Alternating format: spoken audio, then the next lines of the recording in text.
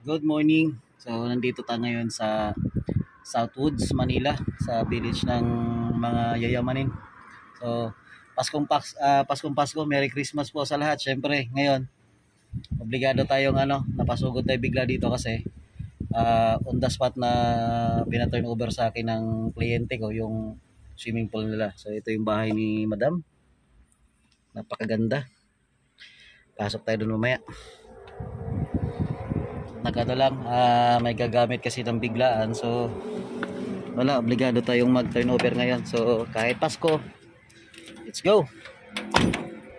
Tara, pasok tayo sa loob. Ganda ng bahay ni Mama. Ganda ng design, sa harap pa lang.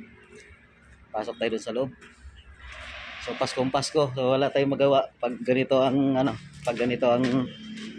tayo walang tinunay ng kliyente. So actually hindi pa siya ganoon ka linis, pero kailangan malinisan natin yung swimming pool.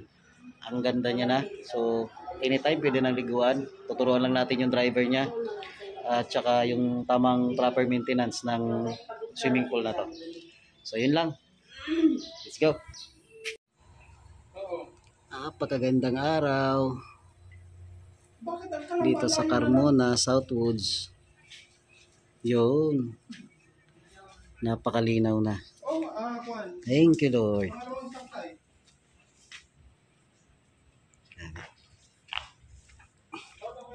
Araw ng Pasko, mamamasko kami kay ate. Yan, mamamasko po kami. Yun, linaw na. Goods na. Wala tayong magawa kapag tinawag talaga. Diba?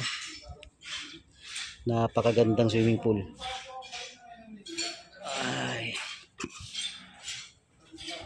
napakaganda ng tubig.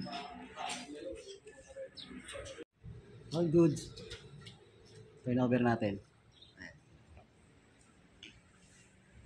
Napakalinaw ng tubig dito sa Southwoods, Manila, Calamba. Yan. So, araw ng Pasko, trumabaho tayo, wala tayong magawa, tinawagan tayo. Alright! Ha? Sino? So, ano na mangyayari? So, okay na kami. So, lilinisan na lang. Babalik yung mga tao natin dito para maglinis. Okay na tayo?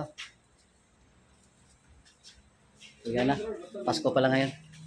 Kahit Pasko nagtatrabaho. Thank you po. Opo, ganun talaga eh. At least, di ba, maganda yung kinalabasan.